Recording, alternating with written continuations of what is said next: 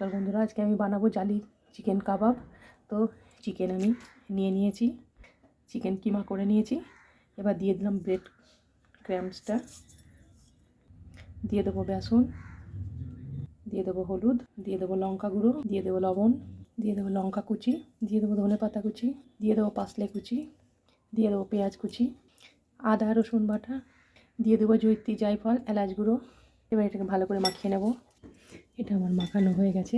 আমি এবার এখান থেকে কাবাব করে গড়িয়ে নেব। এইভাবে কাবাবের মতো করে তৈরি করে নেব একটা একটা করে। এবার আমি তেল গরম হয়ে গেছে, আমি এবার কাবাবগুলো দিয়ে দিচ্ছি একটা করে। আমার কাবাবগুলো একদিকটা হয়ে গেছে, আরেক দিকটা করে উল্টে দেব। কাবাবগুলো আমার ভাজা হয়ে গেছে, আমি এবার তুলে নেব। ডিম আমি ফেটিয়ে নিয়েছি, এবার আমি ডিমের গোলায় ডুবিয়ে এটাকে আমি ভেজে নেব।